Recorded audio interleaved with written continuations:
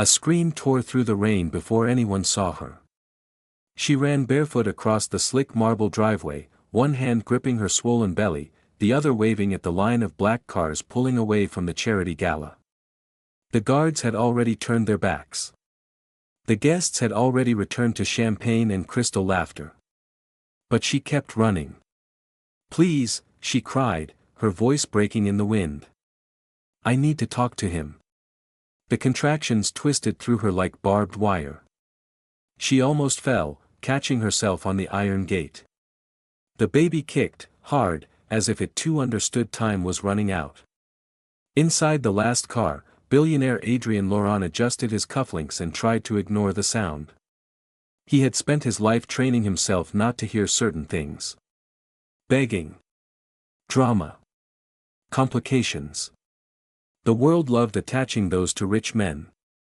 Tonight had been exhausting enough: smiles, cameras, speeches about generosity.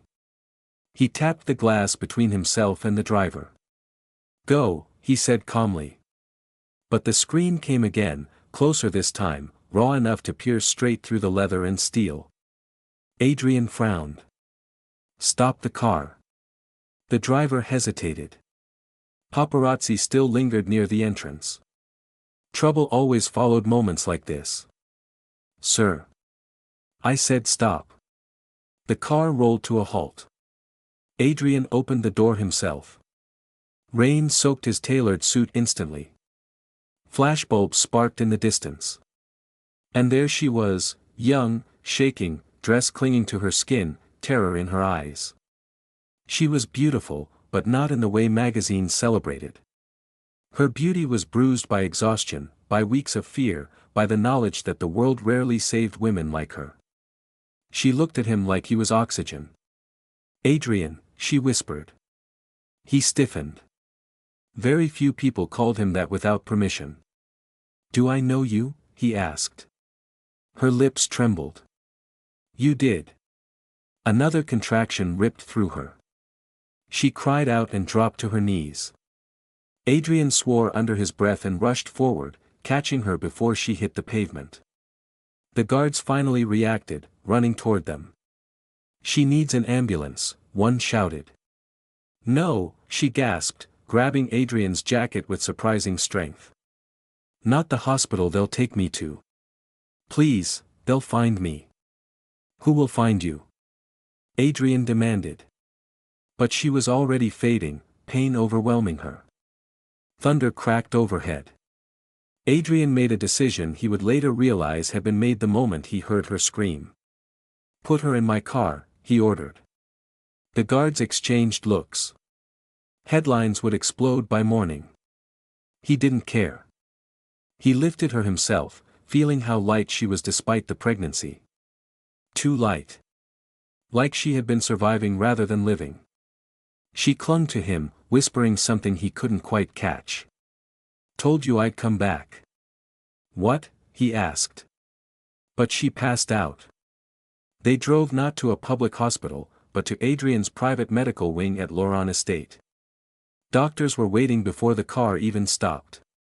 Adrien watched them wheel her away, rain dripping from his hair onto the marble floor. "High risk," the lead physician warned. "She's under severe stress. Malnourished. We may need to deliver tonight." Adrien nodded, distracted. Her face. Why did it feel familiar? He went upstairs to change, but he couldn't shake the echo of her voice calling his name. "You did know me." He poured a drink and tried to summon memory.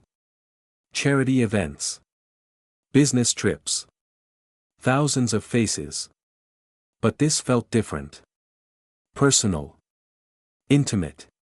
Like a door he had locked years ago was being rattled from the other side. A knock interrupted him. "The woman is awake," the doctor said. "She's asking for you." Adrien stared at his reflection. "I'll be there." She looked smaller in the hospital bed, swallowed by white sheets and machines. Yet her eyes were sharp now. Aware. Afraid. When he stepped inside, she held his gaze like she was afraid he might vanish. "Thank you," she whispered. Who are you? Adrian asked quietly. Tears filled her eyes. My name is Naomi. The world tilted. Adrian gripped the edge of the bed. Naomi. A summer. One reckless, impossible summer 5 years ago, before the mergers, before the fortune multiplied, before he convinced himself love was a liability. She had worked at a coastal cafe near one of his development sites. She had argued with him about gentrification. Laughed at his arrogance. Kissed him like he was still human. He had searched for her after. She had disappeared. I looked for you, he breathed. They made sure you couldn't find me, she said. Who? Naomi hesitated. Fear flickered across her face.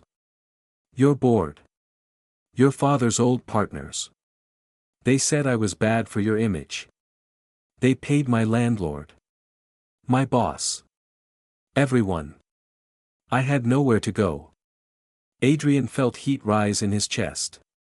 Why come back now? Her hand moved slowly to her belly.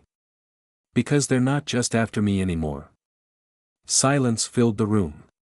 Audria.